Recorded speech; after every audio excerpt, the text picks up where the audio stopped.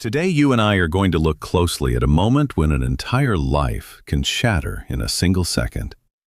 A parched throat and a pounding head was the first thing Adana Okiki felt as she drifted back to consciousness, immediately weighed down by a terrible sense of dread. For a brief moment, she kept her eyes shut, trying to ignore how unfamiliar the bed felt beneath her. The mattress was far too plush, and the air carried the scent of expensive perfume and cold air freshener. When her eyes finally opened, she gasped at the sight of a crystal chandelier. Her heart skipped a beat. This was not her room. Sitting up, she realized her dress was falling off her shoulder, and her hair was in complete ruin. Instantly, her breathing turned shallow and frantic as terror gripped her chest. "No," she whispered, her voice barely a breath as she spun around to face the opposite side of the mattress. There, lying completely shirtless beside her, was a man. He appeared to be in his early 30s, boasting a broad chest and a toned physique that suggested hours at the gym. His smooth, deep brown skin and striking features, thick eyebrows, a sharp jawline, and calm lips, offered a stark contrast to the absolute panic Adana was currently drowning in. He was work-sculpted and undeniably handsome, yet she had never seen him in her life. When Adana screamed, the stranger bolted upright, his deep voice thick with sleep as he demanded to know what was wrong. Terrified, Adana scrambled backward until her spine hit the headboard. Demanding answers, she shrieked at him, asking who he was and why she was trapped in this unfamiliar room. The man blinked heavily, rubbing the sleep from his eyes as he tried to process his surroundings. He scanned the room before locking his confused gaze onto her. "What kind of question is that?" he asked, his voice low and raspy. Adana felt a wave of nausea rise in her throat. She had just opened her eyes next to a total stranger, and he had the audacity to question her panic? As he sat fully upright, the blanket slipped lower, prompting her to snap her eyes shut and demand he cover himself. He glanced down nonchalantly, pulled the sheet back up, and told her to stop shouting. Her voice trembled as she repeated her demands for quiet, insisting that they were complete strangers. Her words seemed to pierce through his morning haze, and he stared at her, searching her face to see if this was some elaborate joke. Slowly, the realization dawned on him that she was terrified. He asked if she was truly serious, which immediately brought tears to Adana's eyes. Defensively, she asked him who he was, to which he sighed and introduced himself as Ikenwa. It was a name that meant absolutely nothing to her. Ikenwa rubbed his face, looking exhausted but maintaining a strange calm. Confused and desperate, Adana asked why on earth she was in his bed, demanding to know what kind of game he was playing, though her tears proved this was no game. After studying her features for a lingering moment, Ikenwa delivered the quiet truth that made her entire body freeze. He told her plainly that they had slept together, causing the entire room to fall into a suffocating silence. Adana could only stare, her mind rejecting the words as her world began to spin. When she whispered a disbelieving question, his voice remained flat, as he confirmed that they indeed had sex. Adana shook her head violently in denial, insisting it was absolutely impossible. Ikenwa frowned, questioning her absolute certainty, but she fired back that she never slept with strangers. She was not that kind of woman, and she had never laid eyes on him before this disastrous morning. His eyes lingered on her face before scanning the rumpled sheets and the trail of discarded clothes littering the hotel carpet.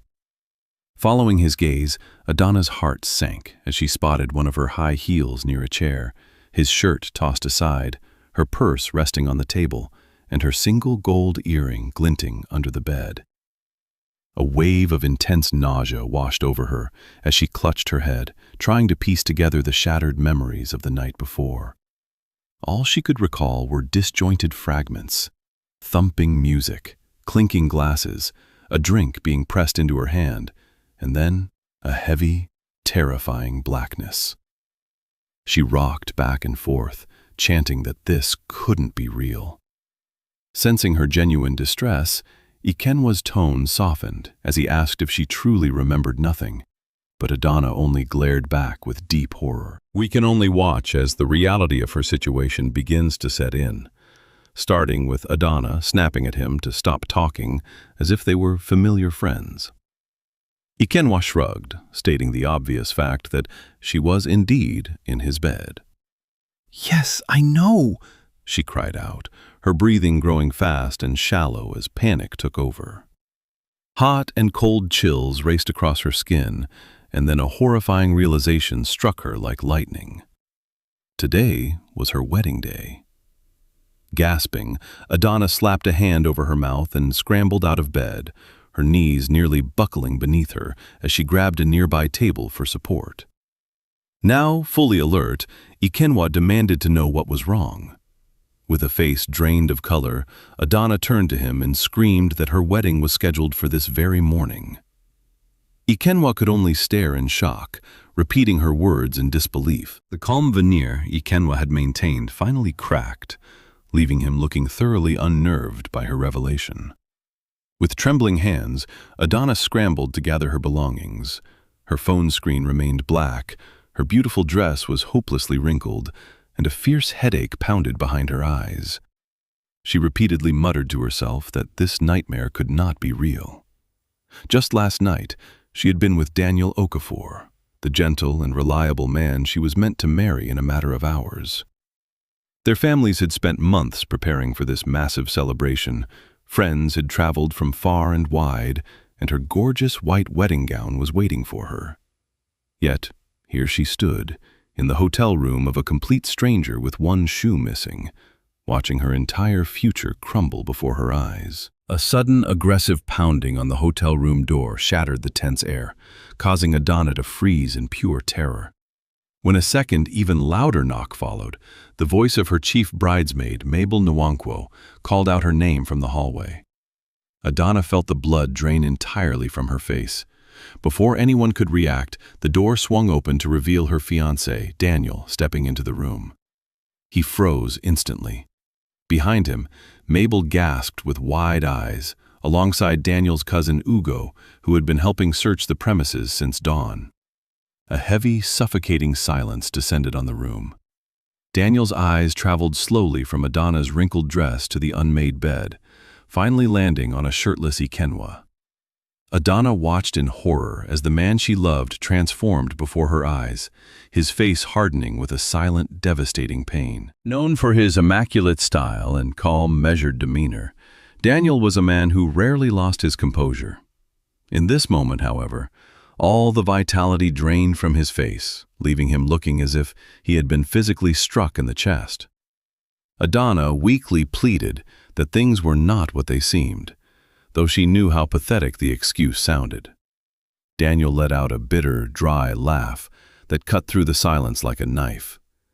He repeated her words with utter contempt, refusing to believe the impossible scene. Adana begged him to listen, crying that she had no idea how she ended up there, while Mabel covered her mouth in shock and Ugo stared at the floor. When Daniel looked at her again, all confusion was gone, replaced by a deep, shattering betrayal. He whispered that he had spent the entire morning searching for her, his voice cracking with emotion. When Adana took a tentative step forward and begged him to listen, Daniel immediately recoiled, stepping away as if her very touch were poison. The rejection stung worse than a physical blow. She pleaded, swearing that she had only just woken up and remembered nothing of how she arrived. Daniel ignored her pleas, his gaze drifting over her shoulder to the rumpled bed and the shirtless stranger standing nearby. The silence in the room was deafening and final. In that agonizing second, Adana realized that no explanation could ever undo the damning evidence before him. As their future crumbled, Daniel took several slow steps back, looking at her with absolute disgust. Desperately clinging to hope, Adana begged him once more to hear her out, repeating that she had no memory of how she arrived. Daniel stared at her, his chest heaving as if he were suffocating.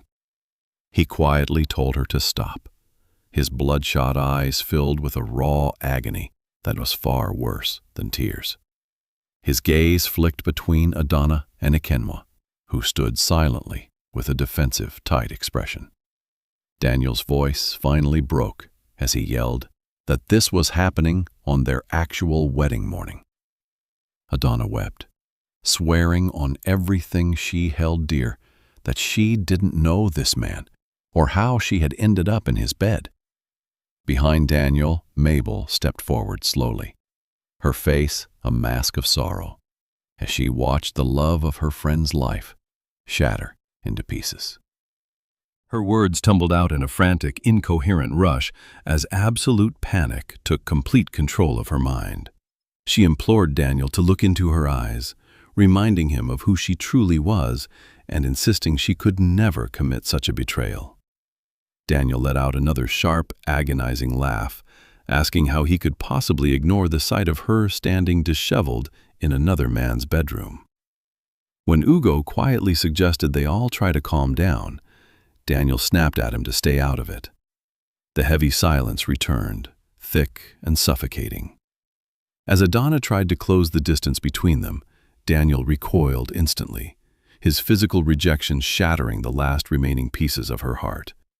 She wept, begging him not to walk away from their life together. Now you and I are left watching the pieces of her life scatter, with no way to put them back together, as Daniel echoed her words with rising rage. He yelled that he had spent hours searching, while his family and their guests waited downstairs, bombarding his phone with calls. His accusing gaze locked onto Ikenwa once more. Adana looked at the stranger too, overwhelmed by the surreal horror of the foreign room and the wreckage of her future. Ikenwa remained silent, crossing his arms defensively.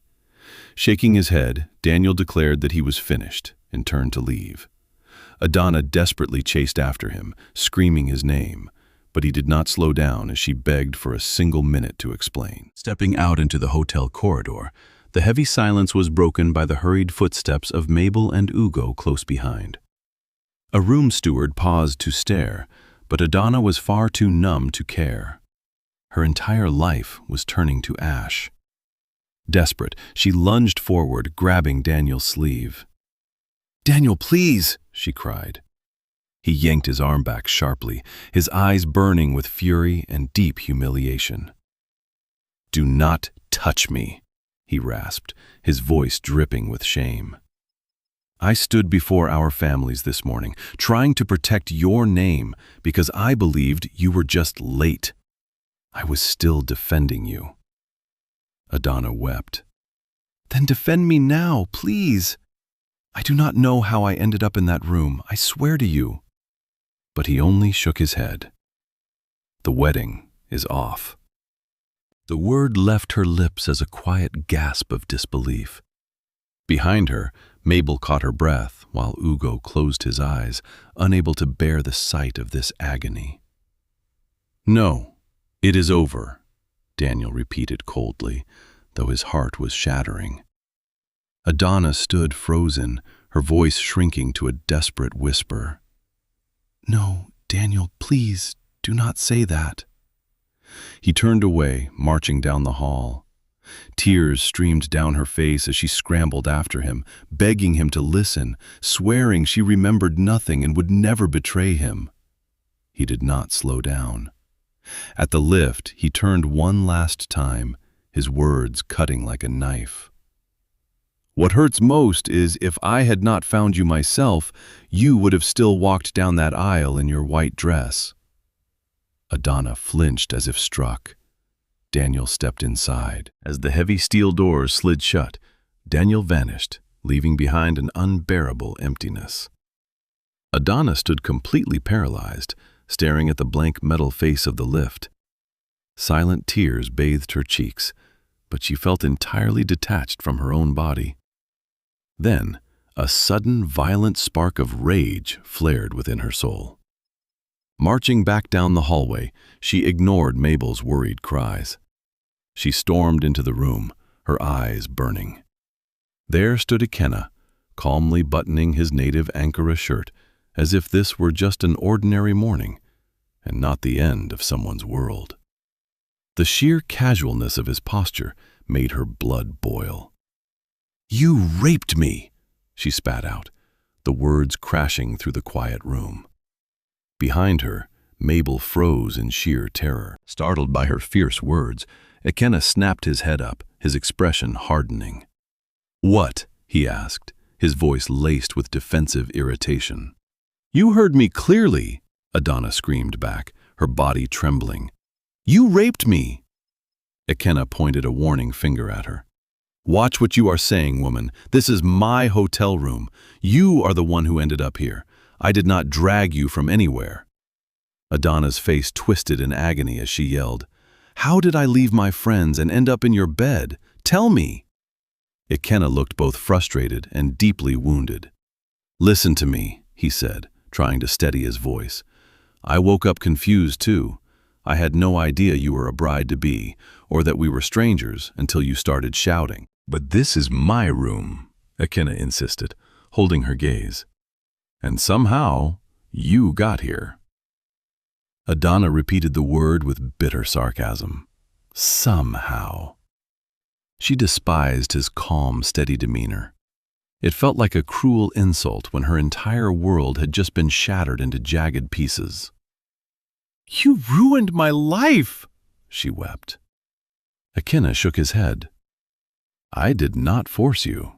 "You do not know that," she yelled. "And neither do you," he retorted softly. The room fell into a suffocating silence. His words cut deep because they were terrifyingly true. Adana could not remember leaving her pre-wedding party, walking down the hallway, or lying on that bed. The complete blankness in her mind was absolute torture. With nothing left but a suffocating mixture of shame and agony, Adana bent down to gather her things. Her hands shook as she picked up her missing high heel, her small clutch, and her dead phone. She turned to her friend, her voice cracking.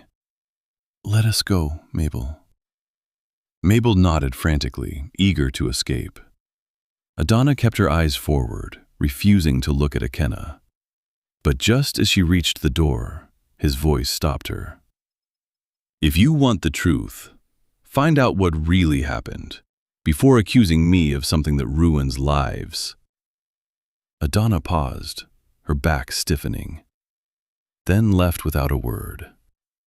The drive back to her estate was a dangerous blur of hot tears and silent terror. A heavy, suffocating silence filled the car for the entire journey. When they finally pulled into her gated compound in Lekki, Adana killed the engine and just sat staring at the steering wheel. Her beautiful penthouse apartment sat on the top floor of a modern, quiet building. It was a gorgeous sanctuary she had built entirely with her own sweat and blood. Inside, the living room boasted soft, cream-colored walls, warm, recessed lighting, and exquisite contemporary furniture. Every corner reflected her impeccable touch, from the elegant wall art to the fresh lilies gracing the center table. As a highly sought-after interior designer, Adana had spent years building an excellent reputation. But today, her pristine home felt like a hollow shell. Growing up as an orphan, she had learned early on that nobody was coming to save her. Losing both her parents at a young age had forced her to grow up quickly, carving out a stable, successful life through sheer determination. She drove a fine car, earned a handsome income, and projected perfect security. Yet sitting in the driveway now, she felt utterly stripped of everything. Mabel reached over, touching her arm gently. "Adana, let us go inside." Adana nodded numbly. The moment she powered on her phone inside the house, it erupted with a barrage of calls. Nosy aunties, concerned cousins, church elders, and distant uncles were all demanding to know why the grand wedding had been canceled. Why was the ceremony canceled? Why had Daniel stormed away from the hotel in a rage? Adana stared at the vibrating screen as if it were a venomous snake. The phone rang relentlessly, a painful reminder of the public shame awaiting her. With a sigh, she shut it off and tossed it onto the sofa. "I cannot face them," she whispered. Mabel watched her, full of worry. "Just rest first, please." But Adana turned to her with steel in her eyes. "Tell me exactly what happened last night, Mabel, from the beginning." Sitting together, Mabel explained that the party had been extremely lively. Guests were drinking heavily, music was blasting, and Daniel had slipped away to join his groomsmen while the ladies stayed back to toast to Adana. "I clearly remember that you were so happy," Mabel recalled softly. "You were glowing." Adana pressed her trembling fingers against her throbbing temples, trying to force the memories to return. "And then what?" Mabel shook her head, looking troubled. "That is where everything gets blurry. I was drinking as well." Adana's gaze sharpened. "Mabel, please, I am telling you the truth," Mabel pleaded. "I had a few drinks too, not as many as you, but enough." Adana leaned in close, her voice tight. "You were my chief bridesmaid. You were supposed to watch over me." Mabel looked away in shame. "I know, but my cousin called with an emergency, so I stepped away for a while." "For how long were you gone?" Adana demanded. Mabel whispered, "I do not know. Maybe 20 minutes, maybe longer." Adana slumped back, completely drained. None of this made sense. A moment later, Mabel's phone rang. Another friend was calling, desperate for news. Mabel put it on speaker. The friend's voice was panicked. "Most of us were quite tipsy. People were drifting to the garden or their rooms. I cannot remember when Adana left the circle." Sometimes you and I only realize how vulnerable we are when the crowd around us fades away.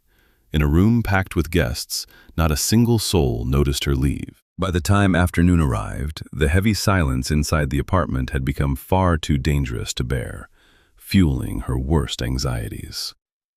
Adana bolted upright from her chair. "I am going back to that hotel." Mabel jumped up in surprise. "To do what?" "To get the answers I deserve." Within an hour, they were seated in the manager's office at the hotel. The man wore a practiced, polite mask that corporate employees use to deny help without looking cruel. "Madam, I understand this is a difficult situation, but we cannot release our security footage just like that." Adana sat on the very edge of her seat, her muscles coiled tight.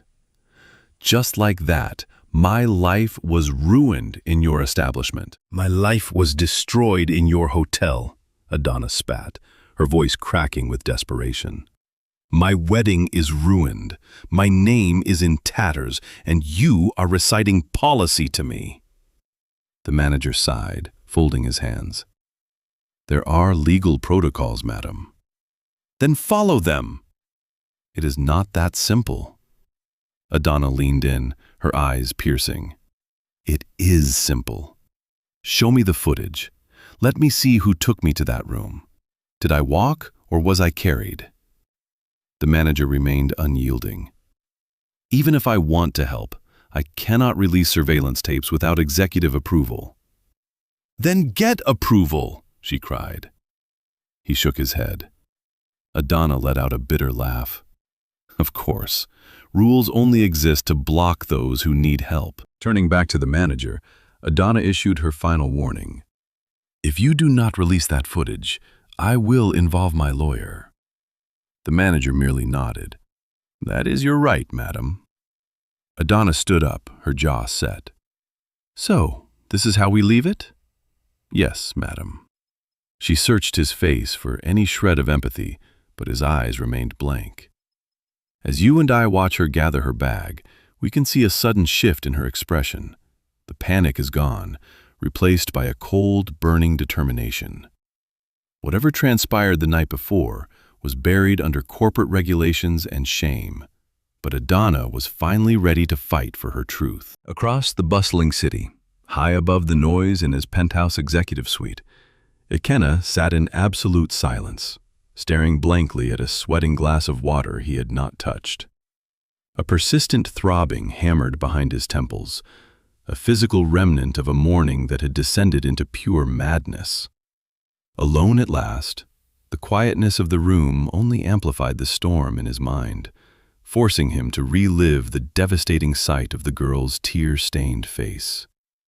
The sudden, sharp rap of a knuckle against wood broke his trance. He cleared his throat and told the visitor to enter. The door swung open to reveal Amici Okafor, his trusted confidant and legal advisor. Unlike Ikena's bold brilliance, Amici was a man of quiet deliberation, always analyzing a crisis from every possible angle. Closing the heavy mahogany door behind him, the lawyer stepped into the room and took a seat directly opposite his troubled friend. Amici wasted no time, noting that he had been calling repeatedly, a fact Ikena quietly admitted while confessing he simply needed space to think. Amici urged him to think out loud and reveal the truth of what had transpired. Leaning back, Ikena massaged his temples, struggling to maintain his usual mask of unshakable confidence. He despised showing any weakness, even to his oldest friend. To the public, he was a legend, an incredibly wealthy young bachelor who had built one of the most powerful corporate empires in the nation. Yet right now, that empire felt incredibly fragile. Holding the sole ownership of his massive empire came with a label Ikena utterly despised: the billionaire bachelor. He hated how gossip blogs, opportunistic families, and eligible women hunted him like a prize to be won. But on this particular morning, he looked far from victorious. When Ikena finally admitted he had been drinking heavily the night before, Amici merely crossed his arms, having already suspected as much. But Ikena clarified that he had been completely intoxicated, prompting his lawyer to ask why. A bitter, empty smile crossed Ikena's face as he asked if he required a permit to drink. Amici countered sharply, pointing out that a man needs a very good reason when his entire reputation is on the line. The suffocating pressure from his mother had finally pushed him over the edge that night, with her constant demands that he settle down with one of her hand-picked brides. Exhausted and deeply irritated, Ikena had desperately wanted to silence the noise in his own mind. When he confessed to calling the hotel manager to send a companion to his room, Amici stared at him in absolute shock, demanding to know what he was thinking. Ikena defensively snapped at him not to start lecturing, but the lawyer refused to back down, calling it an incredibly foolish decision.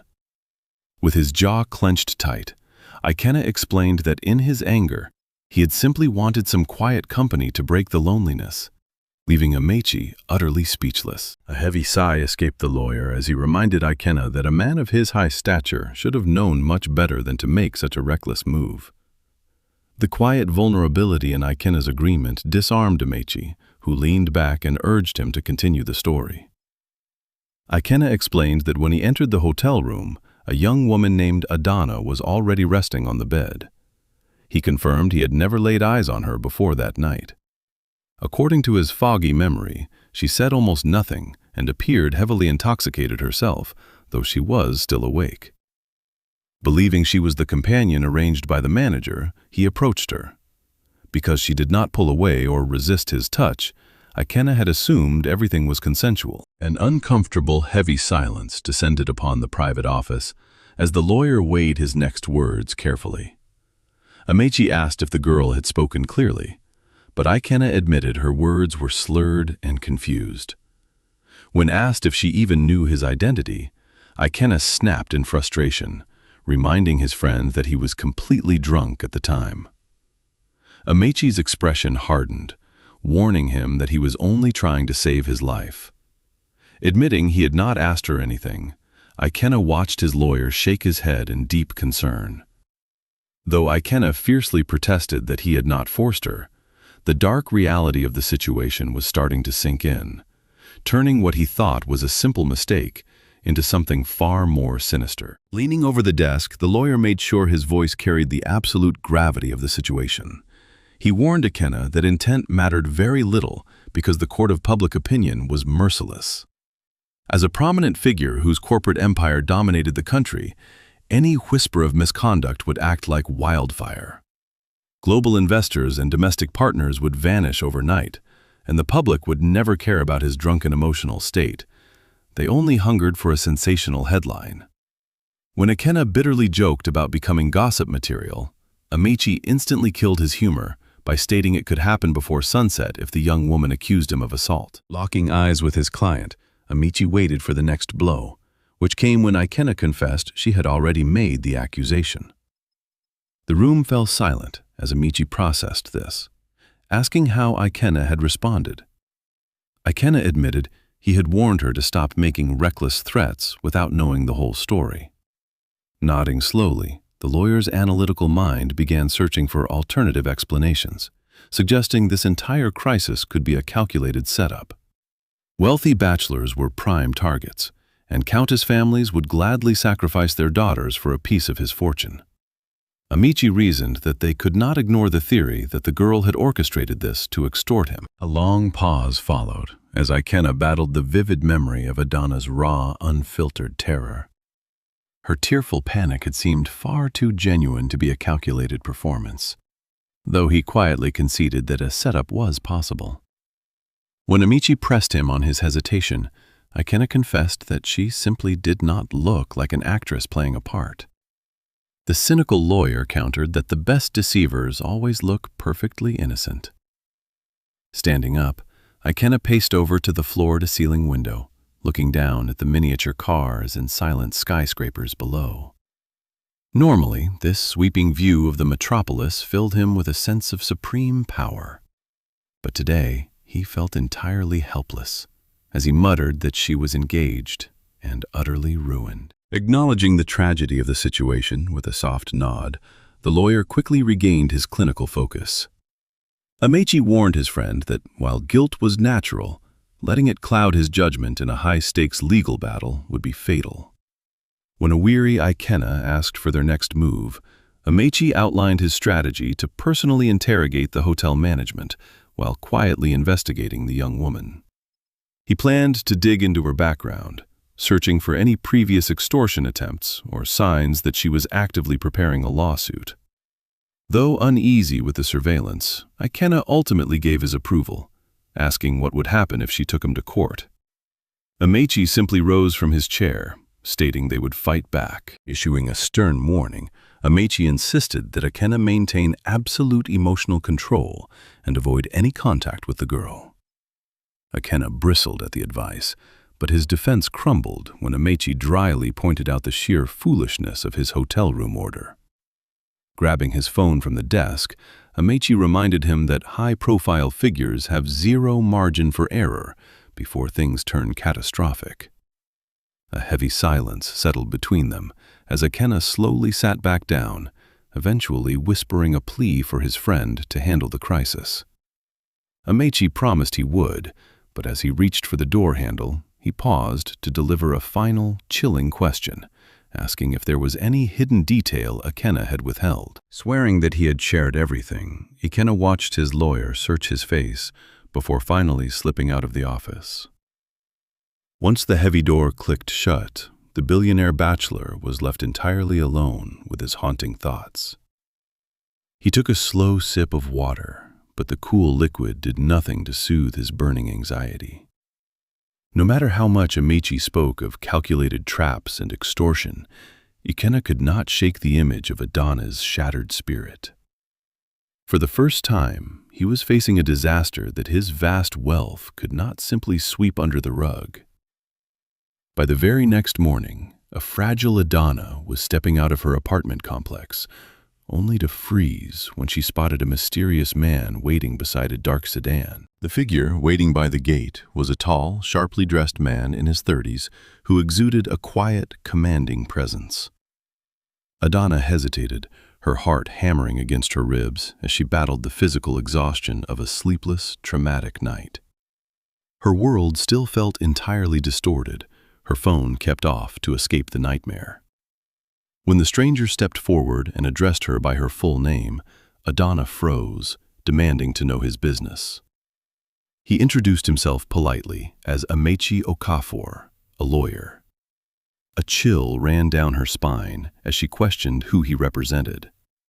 With a brief, tense hesitation, Amechi revealed he was acting on behalf of Ikenna Okafor, turning her grief into pure, burning rage. You and I can feel the absolute dread in the air as Adana demanded to know how the lawyer had tracked her down.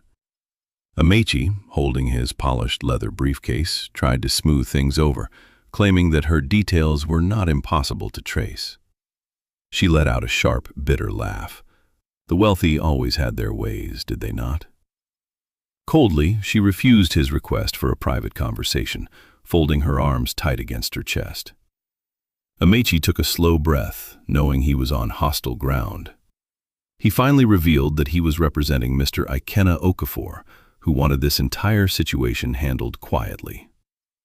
Handled quietly, she repeated, the words tasting like poison. To hear him tell it, everyone involved had already suffered far too much, and a public scandal would only ruin lives. Amadi explained that his wealthy client was prepared to make certain financial arrangements to make the problem go away quietly. Adana stared at him, her mind struggling to process the insult before she finally spat out a question about what these arrangements actually were. When he slid the settlement papers forward, her blood ran cold. This was a payoff, plain and simple, an attempt to throw money at her pain to buy her silence. Amadi kept his voice smooth and steady, trying to minimize the raw ugliness of the transaction. But they both knew exactly what this was. Adana demanded to know the true purpose of the visit if it was not to buy her silence after such a horrific ordeal. How else could anyone interpret a wealthy man sending his lawyer with a bag of money the very morning after violating her? Amadi quietly insisted that his client merely wanted to prevent unnecessary damage to both sides, a phrase that only made her anger burn hotter. She stepped closer, declaring that Ikenna sending a lawyer was proof enough of his guilt. Though Amadi warned her that taking this public would not end well for her, his cold advice felt like a veiled threat. He urged her to think, but she could only yell for him to get out of her sight. Sensing the hidden malice behind his words, Adana asked if he was threatening her, but the lawyer calmly claimed it was just friendly advice. She pointed a trembling finger toward the exit, refusing to hear another word. Amadi held her gaze for a tense moment before packing up his documents, delivering one final warning before leaving. As his car disappeared down the road, Adana was left alone with her shaking hands. You and I can feel the sudden, heavy realization sinking into her heart. Ikenna was desperate to bury this. Later that afternoon, in the quiet of her living room, she tried to call her fiancé, Daniel, only for the line to ring out and cut her off. With desperation clawing at her chest, Adana stared at the dark screen of her phone and pressed redial, praying he would answer. This time the call connected, but Daniel's voice was like ice, warning her that he had explicitly told her not to call him. She begged for just one single minute of his time to explain, to tell him she was trying to piece together the truth of that terrible night. But Daniel did not care about her truth. His ego was shattered. When she pleaded that he knew her character, his quiet response, that he thought he did, broke something inside her. He let out a bitter laugh, obsessed only with the thought of the whole city gossiping behind his back. Hearing the raw disgust in his voice, Adana begged him not to speak to her with such cruelty. But Daniel spat back that she deserved every bit of the humiliation. She desperately insisted that the rumors were wrong, but when he demanded the truth, her trembling lips could only confess that she did not know yet. That confession was the final straw. With a voice dripping with utter contempt, Daniel severed their relationship forever, leaving his worst insult hanging in the air as the call disconnected. The rejection broke her. Adana collapsed onto the sofa, her body racked with violent, chest-heaving sobs as she wept until she had no air left in her lungs. Once her hands stopped shaking enough to dial, Adana reached out to her dearest friend, Mabel, who rushed to her side without a second thought.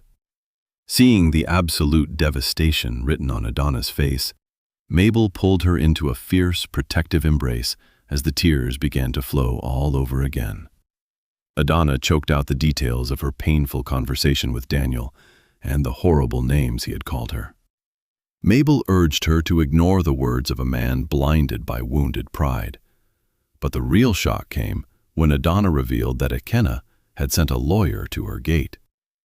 When Mabel heard about the quiet financial offer to bury the truth, her protective instincts flared into pure outrage. It felt like a cheap insult to have a lawyer arrive at her gate offering money, as if her entire life was just a minor inconvenience to be swept away. Mabel immediately recognized this move for what it was. She knew they were terrified of what Adana could do. You and I can see the exact moment the victim becomes the fighter, as Mabel squeezed her hand, urging her not to back down. They believed that wealthy men with power could buy silence, but Adana was done weeping. As she stared blankly at the dark television screen, a cold resolve began to replace her grief. When asked what her next move would be, Adana looked up with clear, steady eyes and knew she could not stay silent. A quiet but fierce declaration to sue Ikenna left Adana's lips, and Mabel nodded in fierce approval. Adana's eyes were still swollen from crying, but a new strength had taken root inside her as she accepted that her old life was gone forever. She refused to let them buy her silence or sweep her stolen choices under the rug. Daniel's harsh rejection had cleared away any remaining illusions of a quiet healing. There was only the fight for the truth left. Soon, the gears of justice began to turn. Adana retained the services of Barrister Nkem, a formidable woman whose powerful presence and sharp mind showed she was highly experienced in handling the dirty games of the powerful. With infinite patience, Barrister Nkem listened to every painful detail of Adana's story, without interrupting even once. When the tale was finished, the lawyer quietly warned her that while the path ahead would be incredibly difficult, it was far from impossible.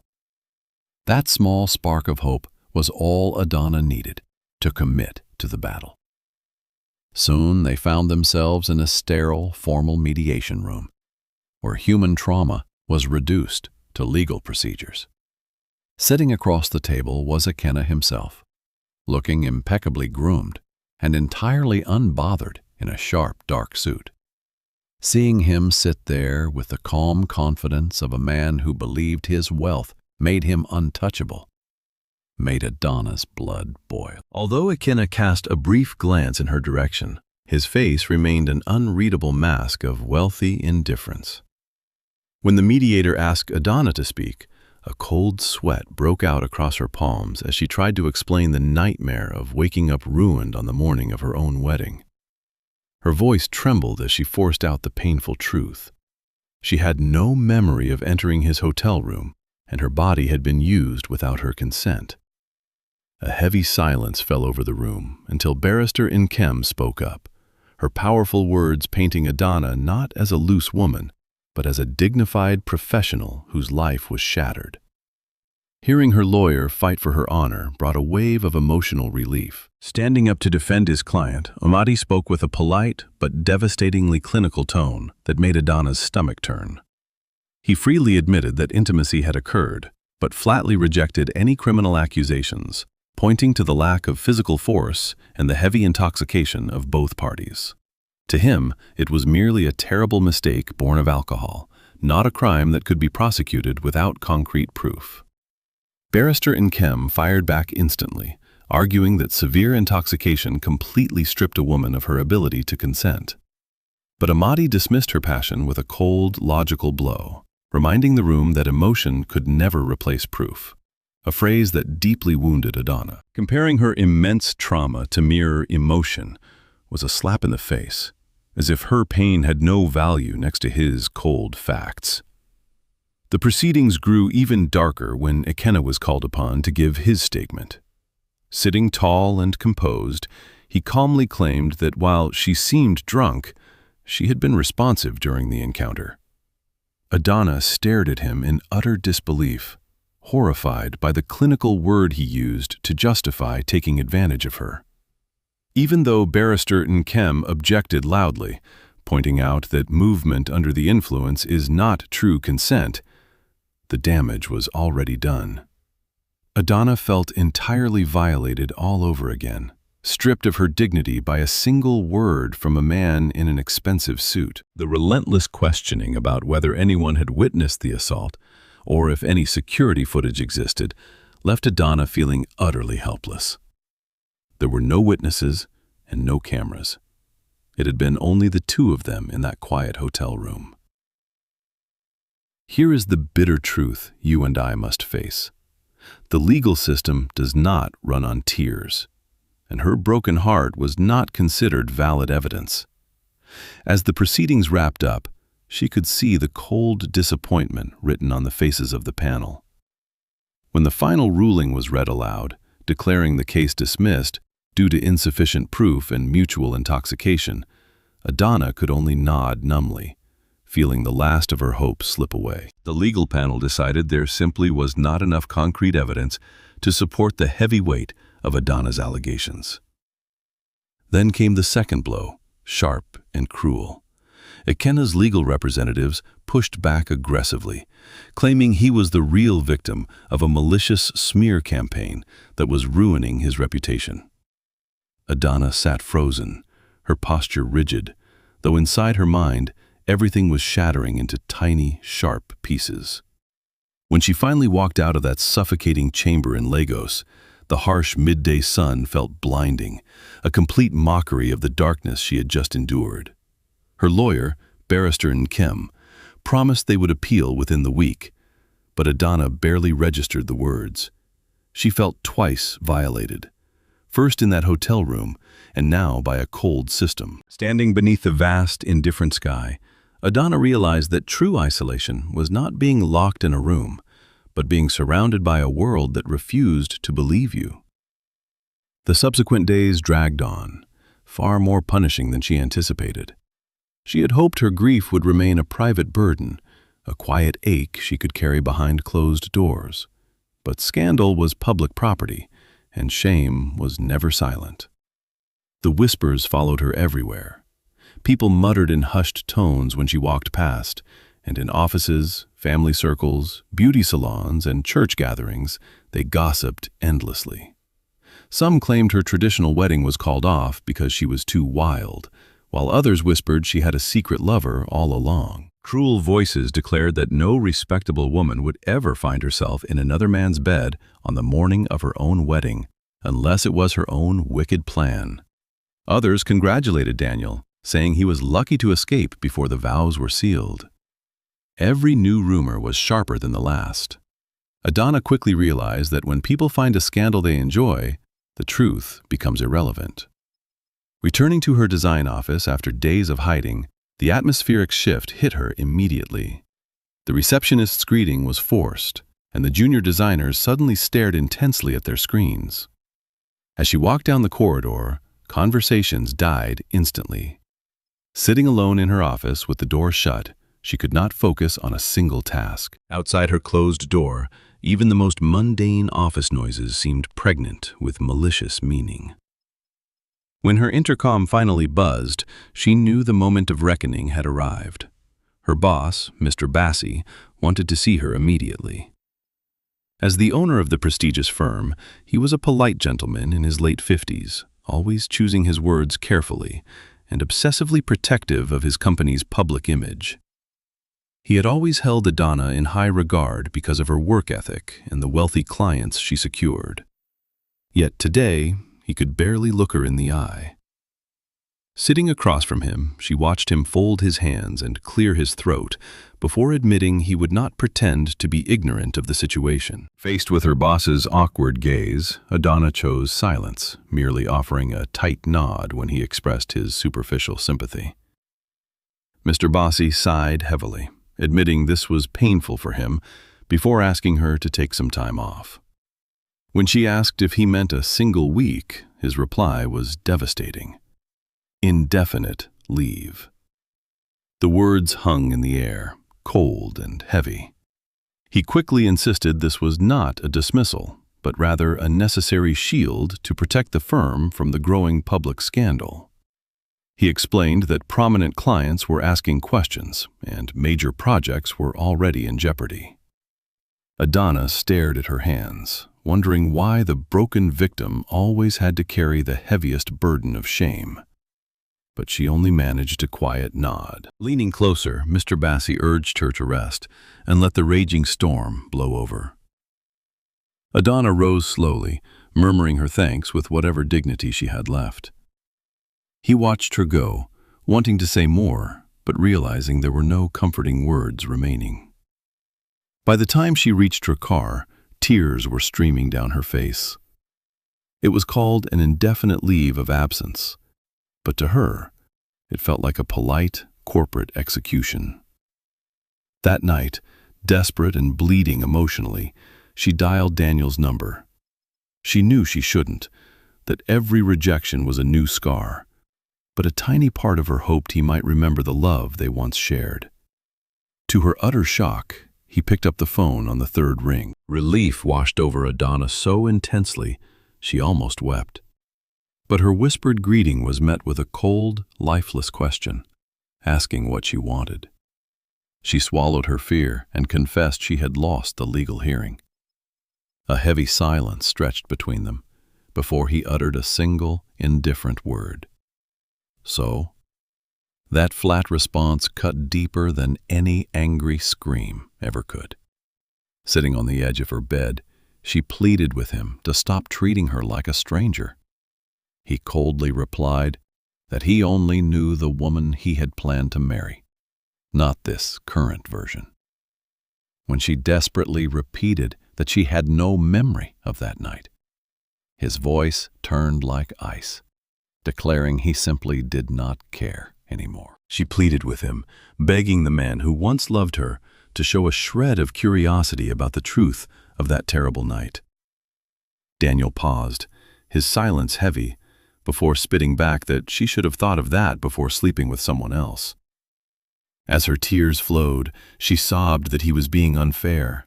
His anger flared instantly as he demanded if it was fair to make him look like a fool while his bride was in another man's bed. Adana was completely silenced by his rage. Dropping his voice to a terrifyingly calm whisper, he told her to stop calling him and to face her ruin alone. When the call went dead, she sat in the dark, tears sliding down her face, entirely hollowed out. Have you ever noticed how easily public opinion can completely rewrite a person's life?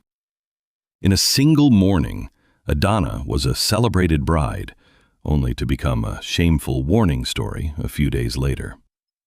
Yet amid the rising tide of disgrace, Sandra refused to let her drown.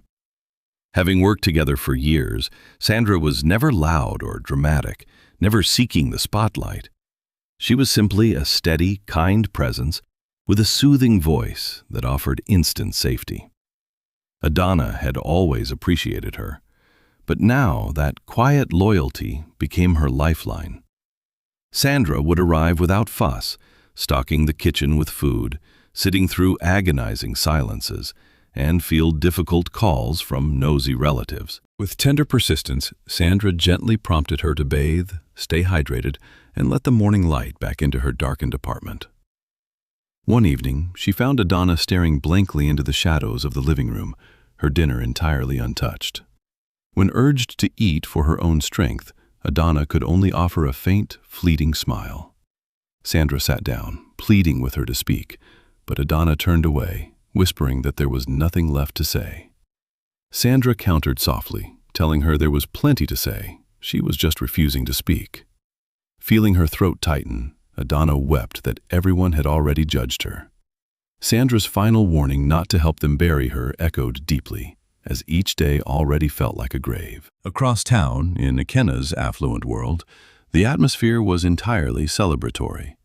His inner circle assured him he had won, and that the worst had been successfully avoided. Business associates quietly congratulated him on keeping the scandal from escalating, while a close friend even joked about his narrow escape. Yet Ikenna felt absolutely no sense of victory. Instead, a deep restlessness consumed him as the legal hearing replayed endlessly in his mind. He kept seeing Adana's devastated face and remembering how she froze when he claimed she was responsive. He had not meant to demean her, but that single word now tasted like ash. Despite trying to bury himself in work, his focus was completely shattered by nagging doubts. The horrifying possibility that Adana truly had no memory of entering that room began to haunt Ikenna night and day. He wondered if the psychological trauma she suffered was vastly deeper than the comfortable narrative he had built to protect his own conscience. Even if his intentions were not malicious, he feared he had participated in something monstrous. Driven by intense guilt, he impulsively sent her a lavish gift, a designer bracelet nestled in a velvet box, alongside fresh flowers and a brief apology.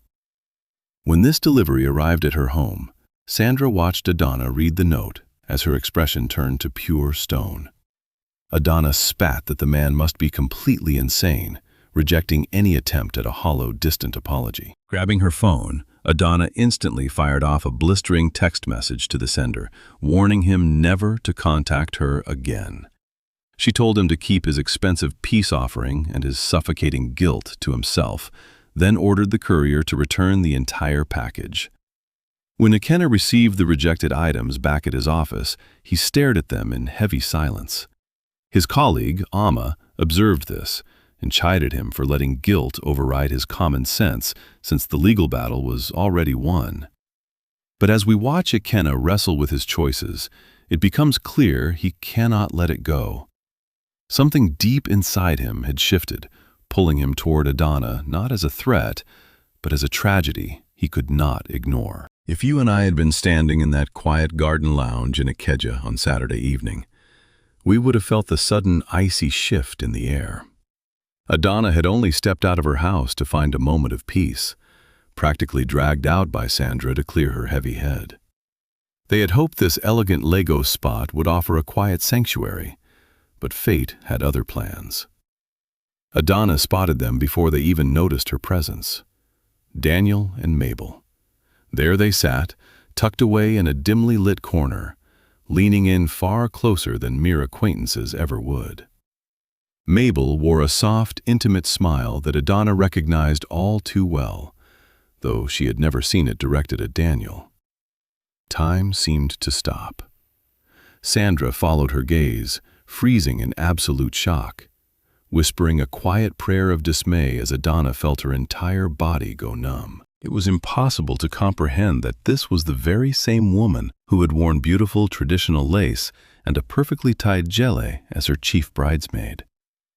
Mabel had held her phone, her powder, and her custom bridal list, standing as a pillar of support before the wedding day fell apart. Suddenly, Mabel looked up and caught Adana's eyes, her laughter evaporating instantly. Daniel turned around next, his face instantly hardening into a mask of defensive tension. Sandra squeezed her friend's hand, pleading with her to turn around and leave, but Adana was already moving forward. Approaching their table with a quiet, dangerous calm, she stared at their guilty faces, unable to speak for several agonizing seconds. "So, it is really true," she finally murmured. Mabel recovered her composure, sitting up straight, and coldly warned her never to speak her name as a friend again. Daniel pushed his chair back and stood up, trying to diffuse the scene by claiming this was not the right place for such a confrontation. But Adana, keeping her eyes locked onto Mabel, retorted that this public arena was actually perfect since neither of them possessed an ounce of shame. Daniel's expression darkened with rage, warning her to watch her language, but Sandra quickly stepped between them to protect her friend. Adana let out a bitter, hollow laugh, murmuring the words, "My chief bridesmaid," like a curse. Mabel hesitated, her eyes shifting before a cold defiance took over her guilt, and she offered a careless shrug. "You want the truth?"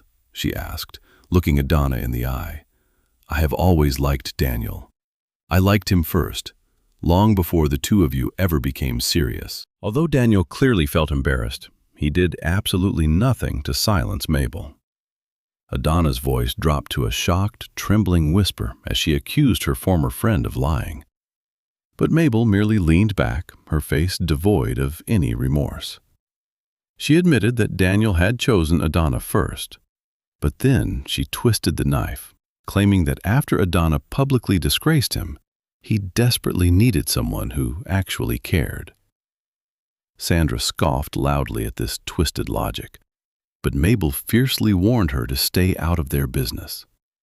Sandra crossed her arms tightly, refusing to stay silent. But Adana could only stare in horror at Mabel, asking if this was truly what comforting him meant. With a dry, heartless smile, Mabel suggested she had simply stopped pretending, causing Adana's world to shatter completely. Every step of the way, Mabel had been right by her side, witnessing the endless family meetings, the traditional wedding plans, and the torrents of tears Adana had shed over Daniel's constant insults. She had survived the brutal legal battles with her, only to deliver this ultimate blow. Adana looked at her, searching for any trace of the sisterhood they once shared, and asked if she had ever truly been a friend. Mabel paused, choosing her words with calculating care, before claiming she was only human. Sandra spat back that her excuses were absolute rubbish, but Mabel's gaze remained dead and freezing.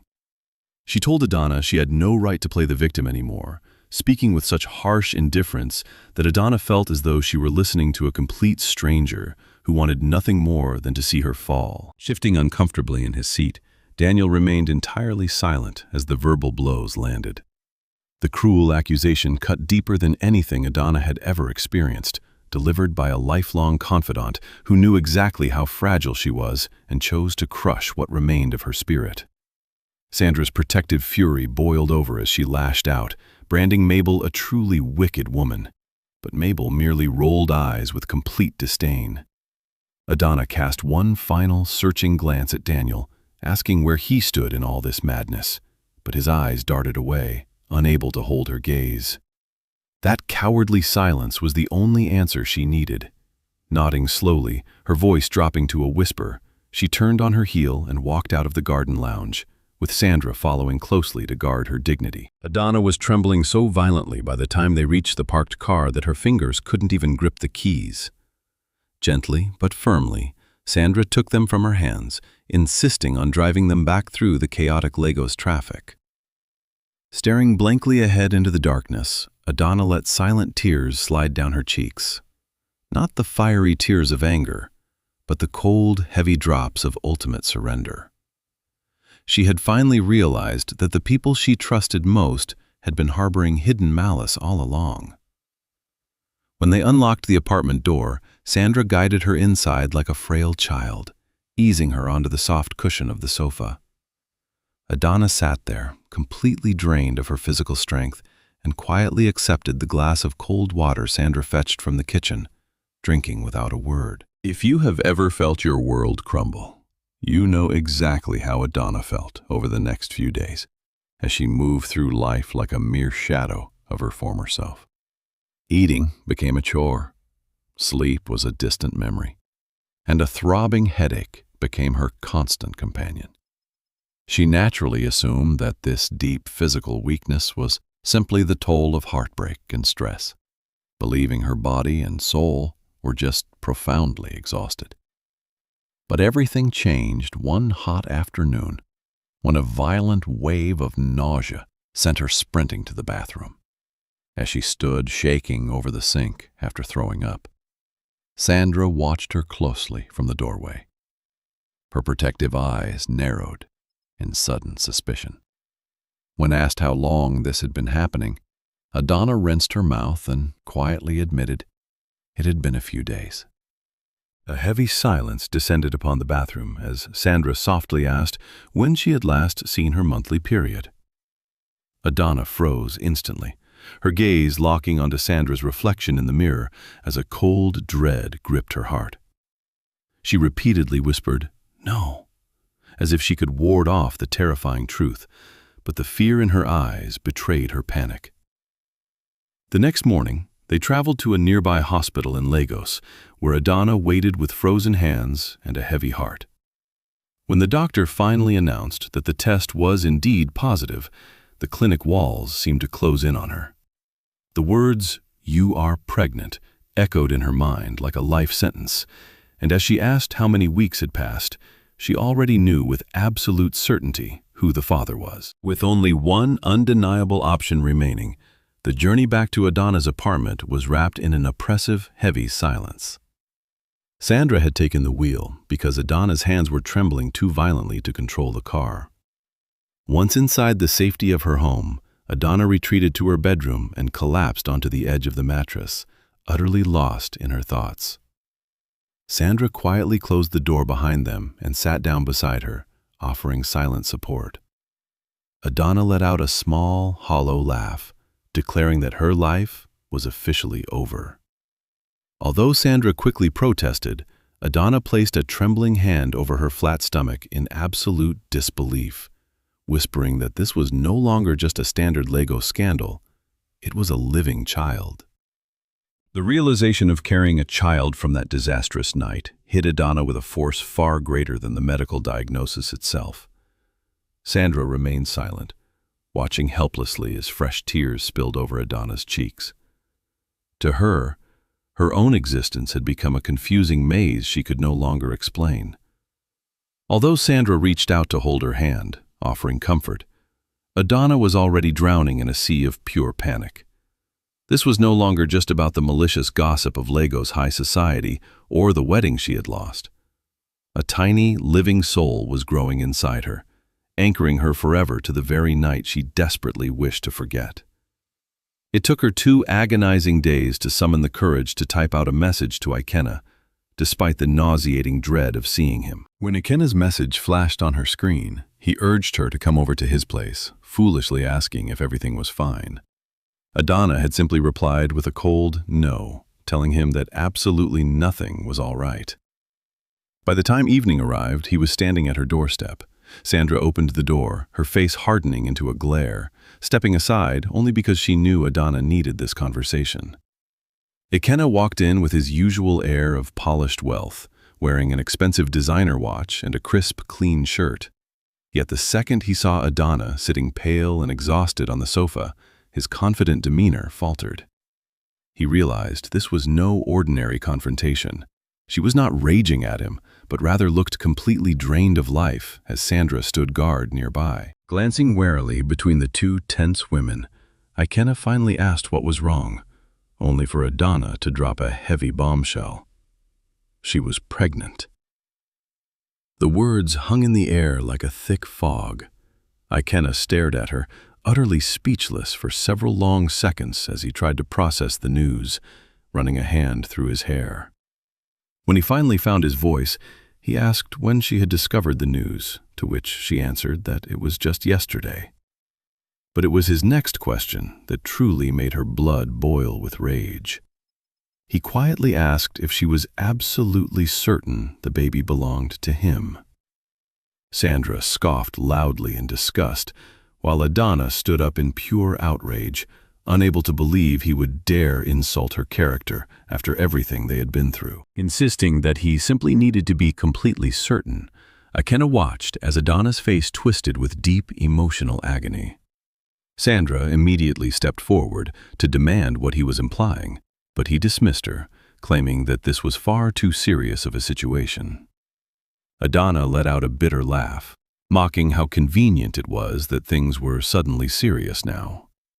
When Ikenna told her to calm down, she snapped, refusing to let him stand in her living room and question her baby's paternity after the damage he had already caused. Frustrated and cornered, Ikenna claimed he was only trying to be realistic before delivering a cruel, final blow.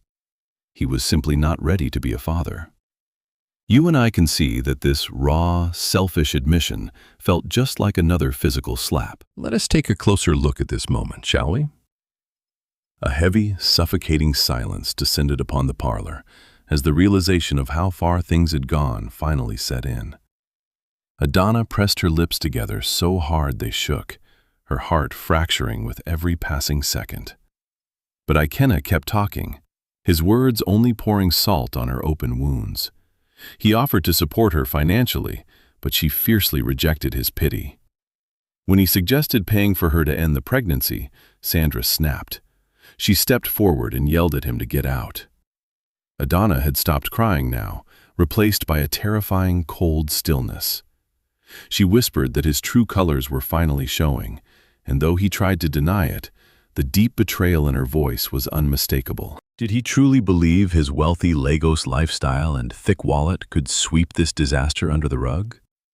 Adana confronted him, her voice dripping with scorn as she asked if he thought money could solve everything. Ikenna rubbed his forehead, suddenly looking exhausted. He claimed she was doubting him and reminded her that she said she was not ready. But Adana laughed bitterly through her tears when he dared to call it their child. She screamed at him never to use that word again. For the first time, Ikenna seemed to realize the gravity of his mistake. But the damage was done.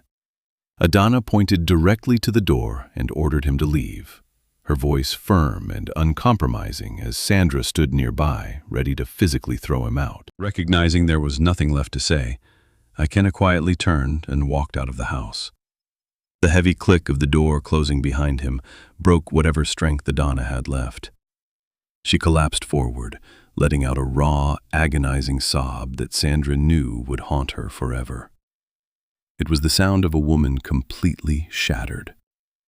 Sandra rushed over, wrapping her arms tightly around her shaking friend as Adana wept, gasping that he saw her as nothing more than trash to be discarded. Adana cried until she had no strength left, refusing to eat a single bite that night.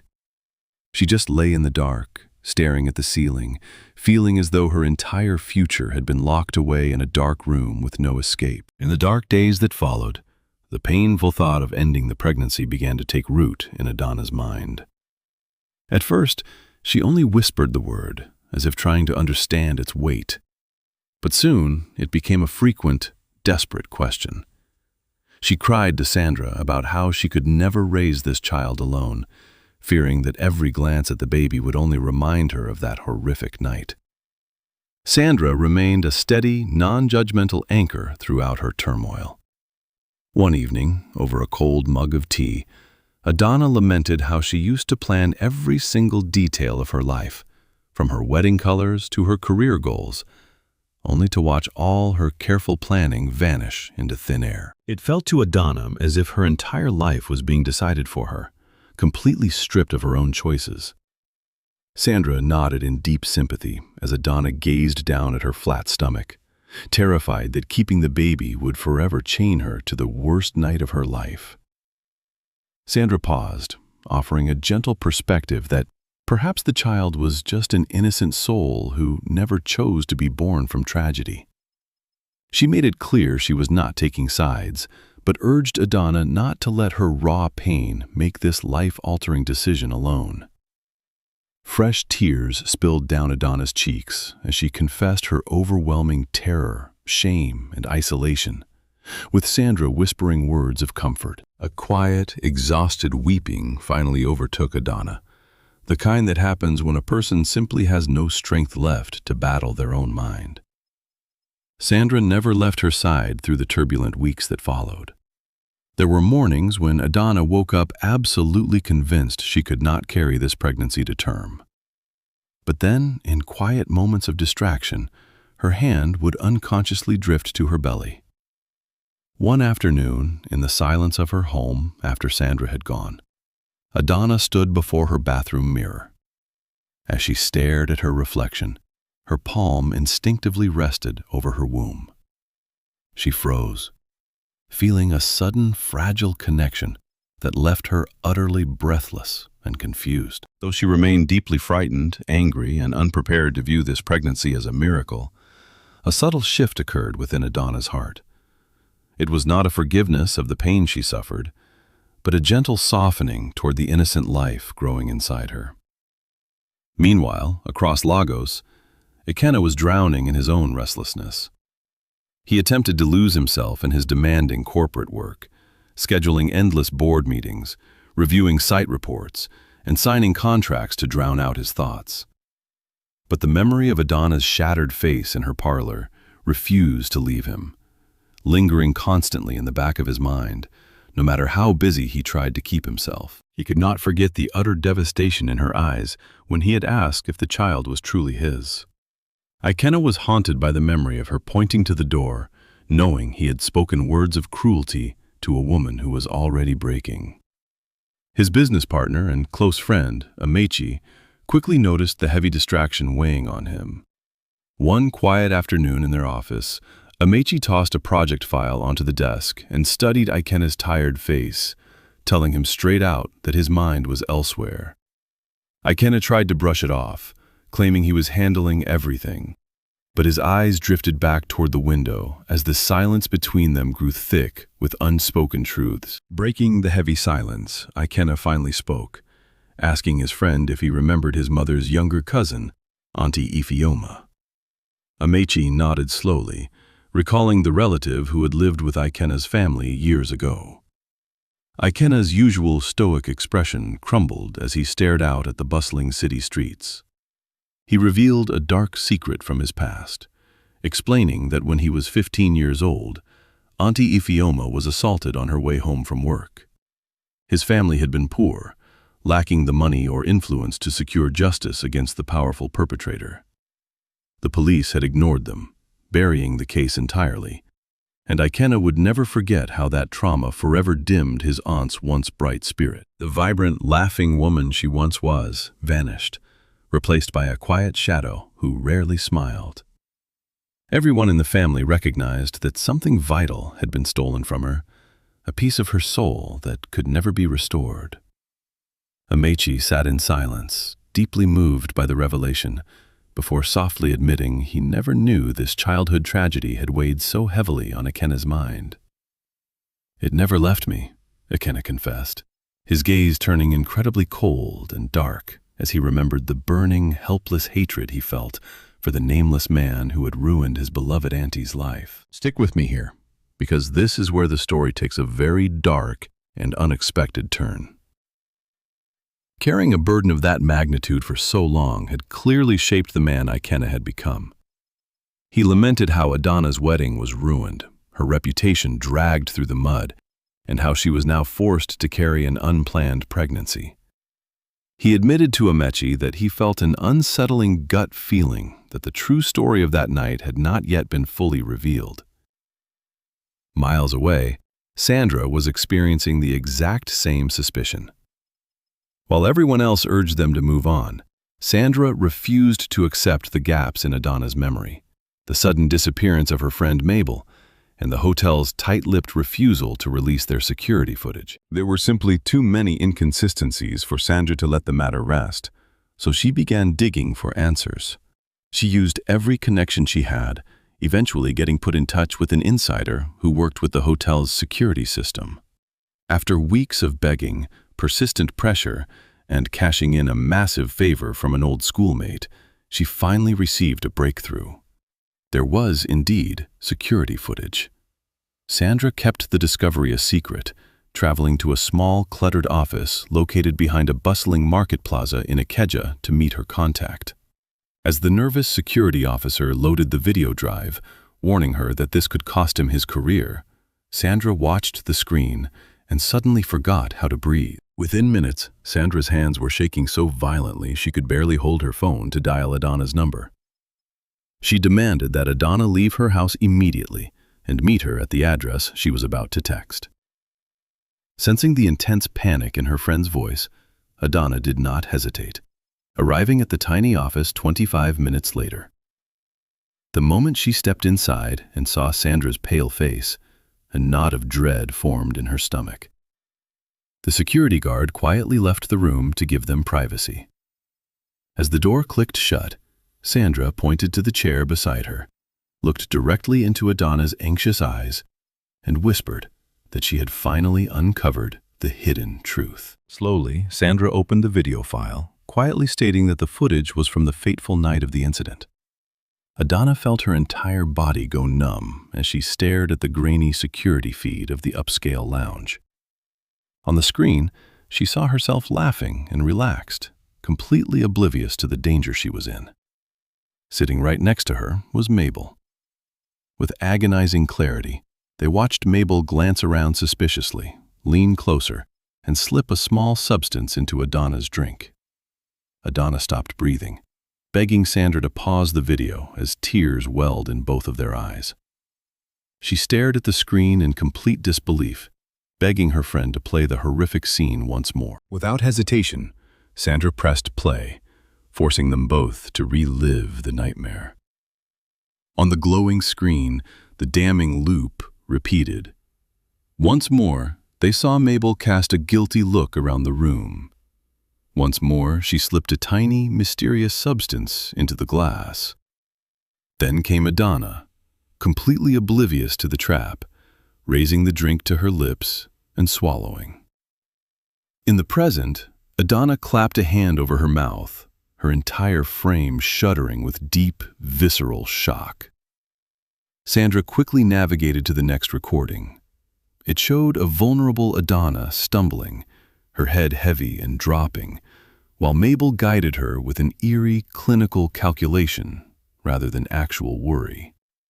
Another silent clip showed Mabel pacing a hallway, her face twisted in rage as she made an urgent call, clearly waiting for an accomplice who never showed. Let's look closely at the next piece of evidence, where the horror only deepens.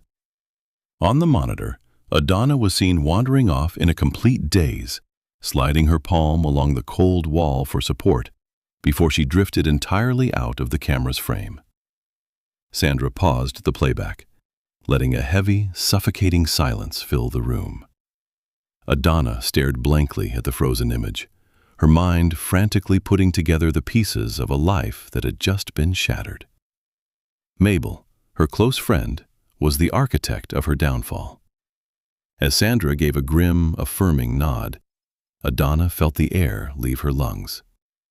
"She did this to me," she whispered, pulling her hand away from Sandra's comforting touch. She stood up abruptly, her mind racing with a burning desire to confront her betrayer. Waiting any longer was simply out of the question for the heartbroken woman. Within hours, they tracked Mabel down to Daniel's flat in the city. Sandra took the driver's seat, knowing Adana's hands were shaking far too much to drive safely. The car ride was spent in a tense, suffocating quiet, with Adana clutching the plastic flash drive so hard her knuckles turned white. When Daniel opened the front door, his face fell in utter confusion. He asked what they were doing there, but Adana bypassed his question entirely, her gaze locking onto Mabel, who was slowly rising from the living room couch.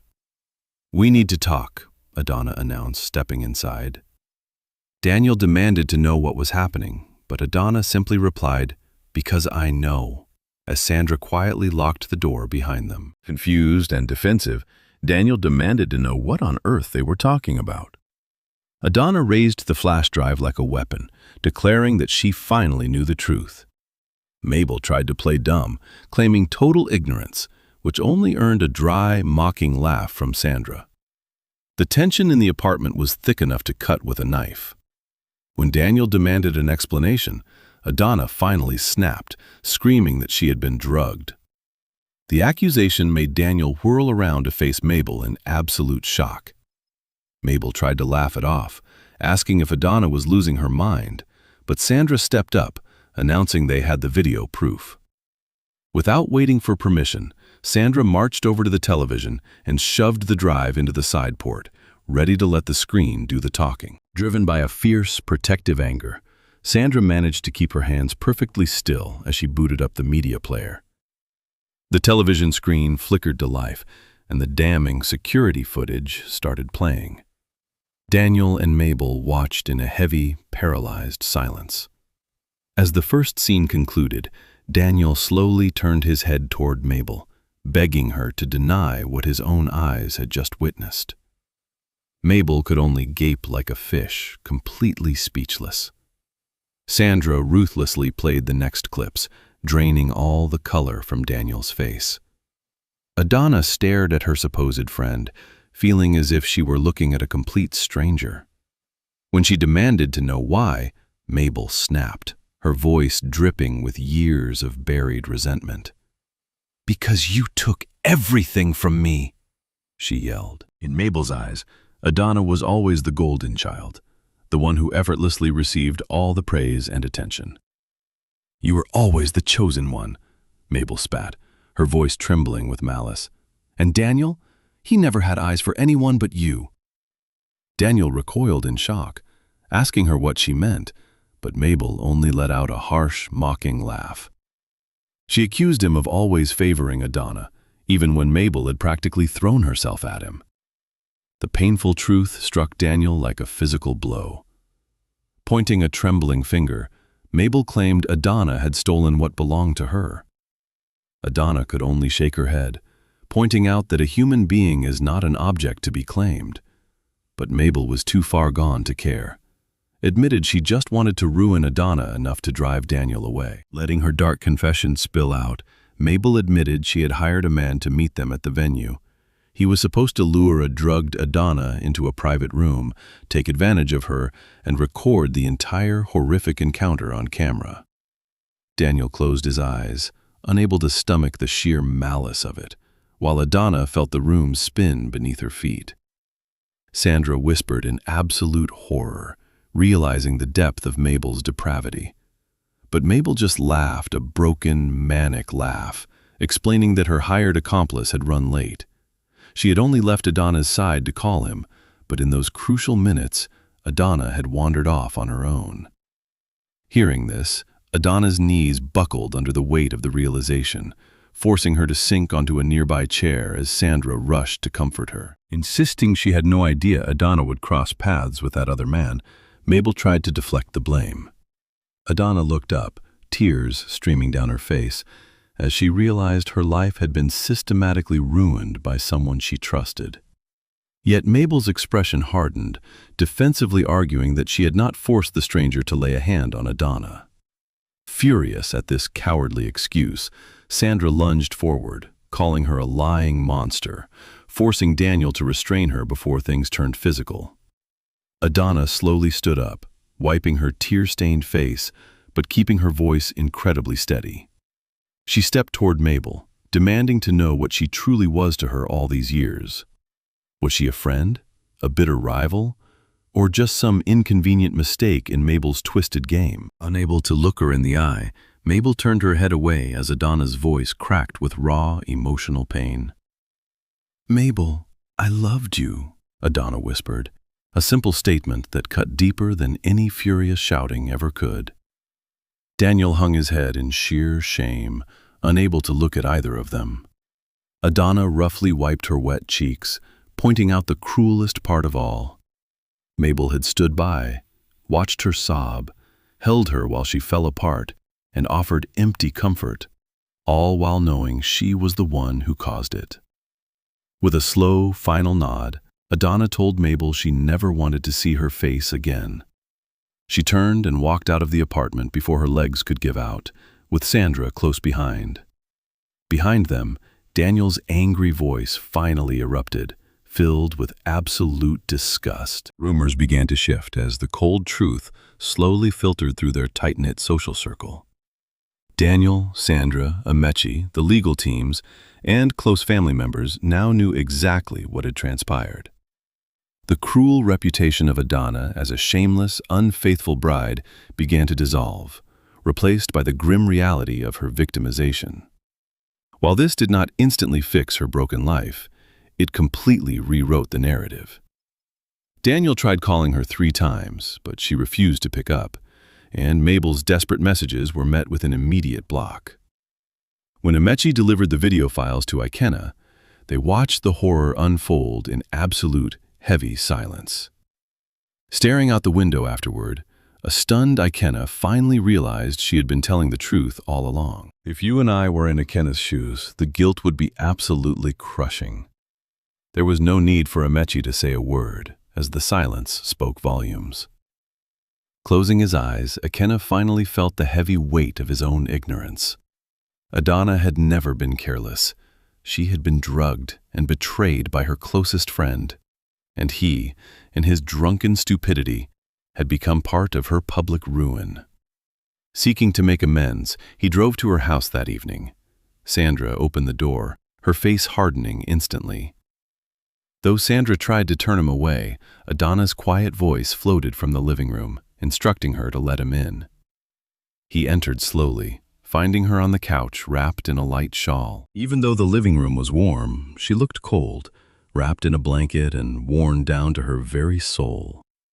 The fiery anger that used to define her had vanished, replaced by a profound, soul-deep exhaustion.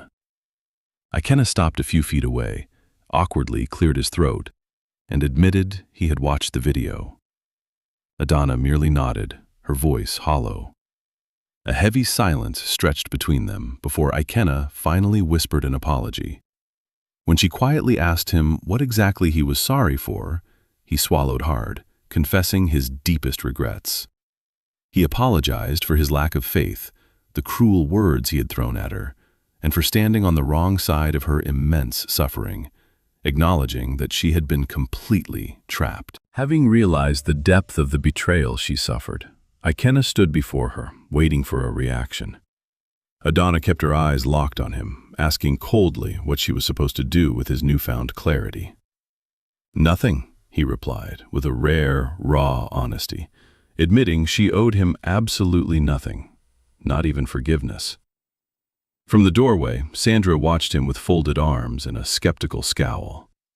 Ikenna explained that he simply wanted to do right by her, in any small way she would allow.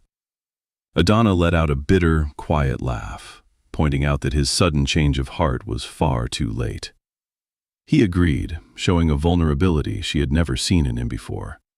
Yet her deep pain could not be cured by mere apologies. "What I feel is a deep sense of responsibility, immense regret, and a genuine desire to support you," Ikenna whispered, looking down. Adana turned her head away, unable to process his words. Sandra stepped forward, telling him to get straight to the point.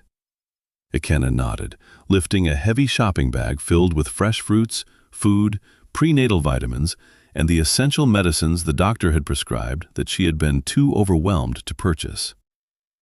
Adana stared at the items, quietly telling him she did not want his charity. He gently corrected her, explaining it was simply practical help. Though she wanted to argue, her overwhelming exhaustion took over, and she fell silent, marking the very first truce in their long, painful war. True to his word, Ikenna returned to the flat exactly 2 days later, and then he kept coming back. At the start, Adana refused to give him anything more than the bare minimum, speaking only when absolutely necessary with short, frozen answers. She did not want his money or his presence. Yet he did not fight her coldness or throw his millions of naira around like he used to do. Instead of trying to control her, he quietly asked what she needed. And when she refused to answer, he simply left his packages and walked away. One afternoon, it was fresh yams and plantains. Another day was prenatal vitamins. And once, a blood pressure monitor she sorely needed.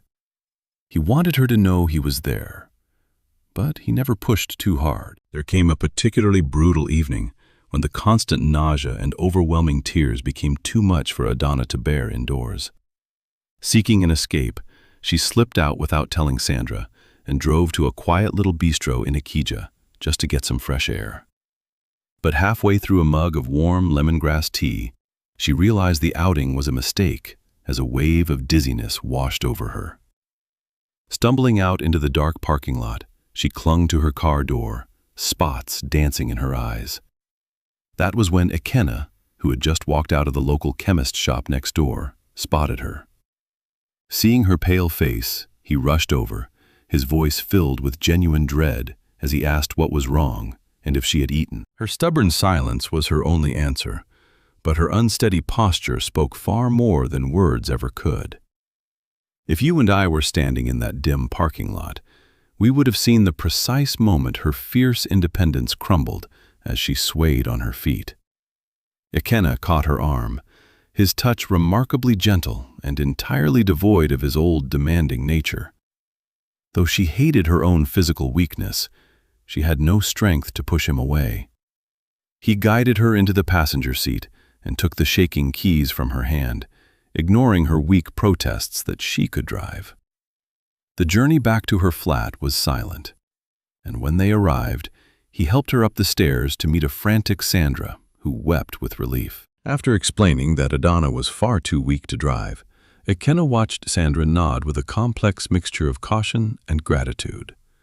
For once, Adana did not order him to pack up and leave her sight. He stayed quietly until she had managed a few bites of food and swallowed her pills, then retreated to the armchair near the window. The apartment felt different that night, not like a war zone, but like a fragile, quiet truce. A week later, he tried to push the boundaries by suggesting she temporarily move into his massive house. Adana instantly refused, shaking her head at his promises of round-the-clock staff and absolute security, determined to keep her distance from his wealthy world. When Ikenna softly claimed the move would make things easier, Adana immediately demanded to know who it would actually benefit. He admitted it would help both of them, prompting a dry laugh from her, as she pointed out that was the very reason she would never agree. Surprisingly, Ikenna did not argue. Instead, he simply adjusted his strategy, choosing to spend his evenings at her flat. He carried heavy groceries, kept her company, and listened to her vent about her changing body. When Sandra had to rush out one evening for a family emergency, Adana suffered a wave of intense vertigo, her frustration finally bubbling over into bitter tears as she felt completely helpless. Refusing to leave her alone in such a state, Ikenna remained quietly outside her bedroom door until her breathing finally slowed and she fell asleep. Since it was far too late to drive back through the dark city streets, he removed his shoes, loosened his tie, and crashed on her small living room couch. When she emerged the next morning, she found him sprawled there, looking exhausted but deeply dedicated. She stood observing him, feeling the sharp edges of her anger beginning to dull. When his eyes flickered open and he asked how she felt, she offered a quiet, soft reply of, "Better."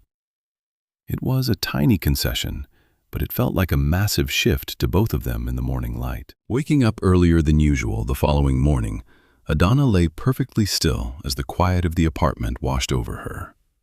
The realization that Ikenna was still sleeping just outside her door slowly dawned on her.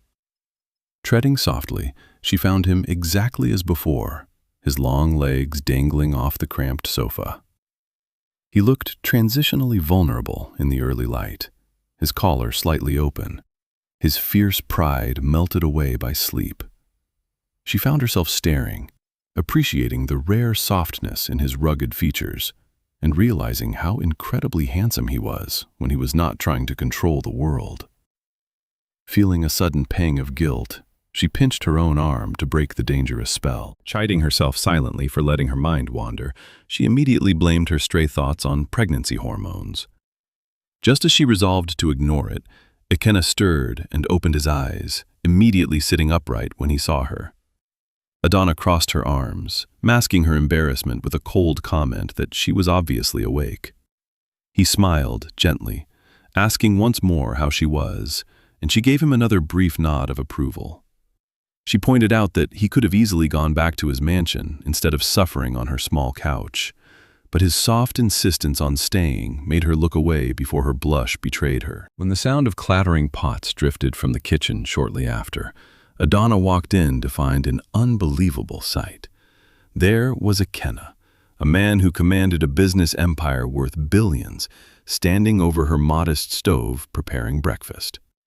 When she dryly questioned why a billionaire was playing chef in her kitchen, he calmly shot back that someone had to feed the most stubborn woman in the state. Adana tried to summon her usual irritation, but a tiny smile threatened to break through as she warned him not to ruin her cookware. By the time Sandra arrived later, a warm, fresh breakfast of fried eggs and plantains was already waiting on the table. Stopping dead in her tracks at the kitchen doorway, Sandra stared in utter shock at the domestic scene unfolding before her. Adana was quietly eating her breakfast while Ikenna poured hot tea as if he had been doing it for years. Sandra quickly hid her amusement and offered a warm greeting, which both of them returned. When Sandra playfully asked if the wealthy businessman had actually prepared the meal, Adana teased that he had, though Ikenna proudly pointed out she was eating every bite. That morning, the heavy tension that usually hung over them evaporated, marking the start of a brand new chapter where his daily presence became impossible to ignore. Without any grand gestures or dramatic speeches, he steadily delivered fresh papayas, mangoes, and essential prenatal vitamins to her door. Ikenna memorized her doctor's instructions, gently reminding her when it was time for her supplements and attending every clinical checkup. During one drive back from the clinic, Adana studied his profile and asked if he actually had a massive empire to run in the city. He laughed softly, stating that as the owner of the firm, he could go wherever he pleased, especially when he wanted to be right by her side. She rolled her eyes, teasing him about his immense pride, though secretly touched by his devotion. Insisting that she did not enjoy teasing him, she quickly looked out the window to conceal her growing amusement. This gentle, light-hearted bickering soon became their daily routine, easing the lingering awkwardness between them. He even began playing classic highlife tunes on his phone while cooking, singing terribly off-key despite her constant complaints. One evening, as he prepared a plate of spicy noodles while howling a song, she begged him to stop for the sake of her ears. When he jokingly accused her of being jealous of his talent, she burst into a genuine laugh that stunned them both, filling the room with a long-forgotten warmth. Her cheerful laughter gradually faded when she realized his intense gaze was fixed entirely on her face. Ikenna quietly claimed it was nothing, but you and I can guess that hearing her laugh again felt like watching the morning sun pierce through months of heavy, dark storm clouds. It was a change that did not escape Sandra's observant eyes either. Later that week, as Adana was folding laundry in her bedroom, Sandra remarked on how much lighter she seemed. Adana tried to brush it off as merely being less fatigued, but Sandra's knowing smile forced her to stop and sit down, acknowledging the truth about her feelings. Sitting in silence for a brief moment, Adana finally admitted in a soft voice that she felt an unexpected sense of safety with him. Sandra smiled warmly, noting that the change had crawled in slowly but surely. Overcome with emotion, Adana reached out to grasp her friend's hand, expressing her deep gratitude to Sandra for staying by her side when everyone else had walked away. Sandra tried to wave off the thanks, but Adana insisted, whispering that Sandra had saved her life. Gently rubbing her arm, Sandra reminded her that her own strength was what kept them both standing in the face of adversity. A profound transformation was unfolding inside Ikenna's heart, one that he could no longer ignore. Initially, he told himself he was only trying to do the honorable thing for Adana. He rationalized it as responsibility, then guilt, and finally, duty. Yet, sitting in his parked car outside her flat in Lagos, he smiled, thinking of her teasing him about his terrible music taste. Lingering there, he realized the truth had outgrown his denial. He no longer viewed the unborn baby as a burden, nor did he see the future as a trap to escape. He had actually begun to picture it. A child with Adana's bright eyes, a home with less silence, and mornings defined by family rather than endless business calls. Instead of feeling cornered by these thoughts of the future, a deep sense of tranquility washed over him. That was the exact moment he surrendered to the truth. This bond was no longer built on pity or remorse. He had genuinely fallen in love with her. You and I know that real love rarely arrives with dramatic fireworks, and for them, it came in quiet, ordinary steps. They shared meals, laughed at silly jokes, and promised to stand by each other and the baby. Then, one evening, a massive tropical rainstorm battered the city, and the electricity went out completely. They were left sitting together in the living room, illuminated only by the soft glow of rechargeable lamps as water thrashed against the windows. With her feet tucked snugly beneath her on the sofa, Adana pulled her soft woven wrapper tighter around her shoulders. Across from her, Ikenna watched her quietly, resting his elbow on his knee in the peaceful darkness. There was no television or music to distract them, only the rhythmic drumming of the rain outside. Adana studied his face for a long time before she finally voiced the question weighing on her mind, asking why he was still there. He looked back at her and offered a choice between a polite answer and an honest one. When she demanded the truth, he confessed that he simply hated being away from her. The confession hung softly in the air, making her grip the edge of her wrapper as she accused him of speaking too easily, though he insisted it was just clear. "You have become important to me, even though it goes against all common sense," Adana admitted, her voice barely a whisper. Ikenna's expression shifted instantly as he slowly repeated her words. She smiled faintly, confirming her confession. He leaned back, gazing at her as if she had just handed him a priceless gift, before replying that she meant more to him than he had ever planned or expected. In the quiet room, surrounded by the steady downpour, a peaceful understanding settled between them, built on countless small acts of care that had slowly conquered their fears. But outside their sanctuary, Daniel returned way too late, and by then, the ugly truth about Mabel's betrayal had already been completely exposed. Watching the incriminating video over and over had left Daniel drowning in a deep pool of shame and regret. He immediately ended his relationship with Mabel, turning her into the very pariah she had tried to make of Adana.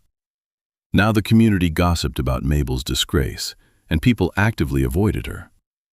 Despite her desperate, repeated attempts to contact Adana, she was met with absolute silence. One afternoon, Daniel showed up at Adana's flat. Sandra answered, nearly slamming the door in his face when she saw him. He begged to see Adana, looking so gaunt, exhausted, and broken that Sandra hesitated. The arrogant, cold pride he once carried had vanished, replaced by a desperate, worn-down plea that made her pause. Only when Adana's calm voice drifted from inside, instructing Sandra to let him in, did she finally step aside. Daniel walked into the flat slowly, completely unprepared for the wave of emotion that hit him. Adana was sitting quietly in the living room, her hand resting protectively over her visibly pregnant belly. The space felt warm and peaceful, a stark contrast to the storm raging inside his own soul. Adana herself seemed changed. She was not fully healed, but she carried herself with a new, unshakable dignity. When she calmly asked why he was there, Daniel stood frozen, his throat tight with regret. He struggled to find his voice before finally whispering that he had come to apologize for everything. Her silence was deafening, offering him no comfort as he stared down at the floor in shame. When he muttered that he finally knew the truth, she responded with a single, icy word that made him flinch.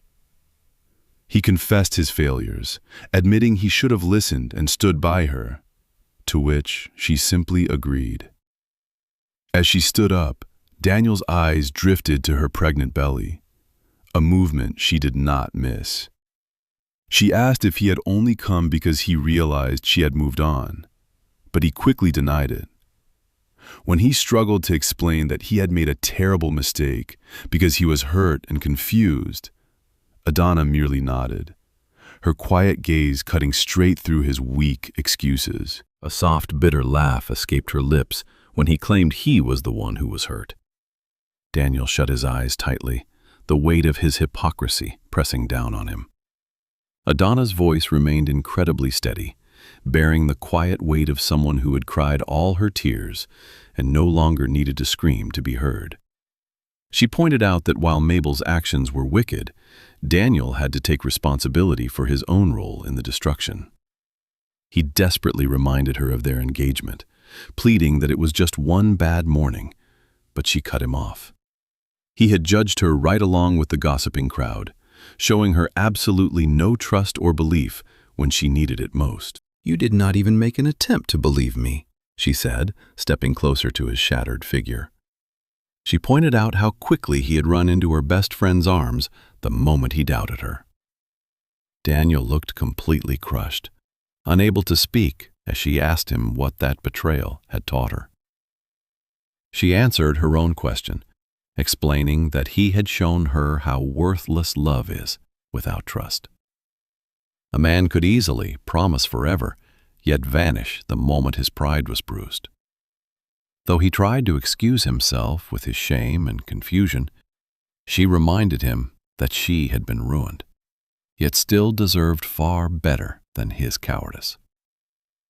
He stood silent, utterly defeated by her words. Gazing at him one last time, Adana quietly told Daniel to leave and never return. She did not raise her voice, but the sheer finality in her tone struck him like a physical blow. As he looked at her, he finally accepted that he had lost her forever. It was not because of another man or her pregnancy, but because he had utterly failed her when she needed him most. With eyes stinging with regret, he nodded slowly and walked out of her life.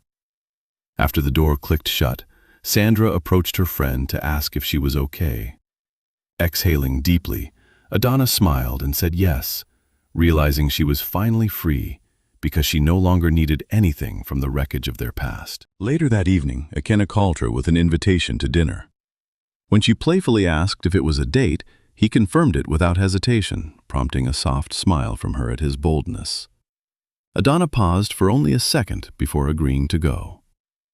He took her to a high-end, exclusive restaurant in Victoria Island, where soft, warm lighting and soothing jazz created a haven of comfort. Yet, despite the exquisite food and impeccable service, it was not the luxurious setting that captured Adana's heart.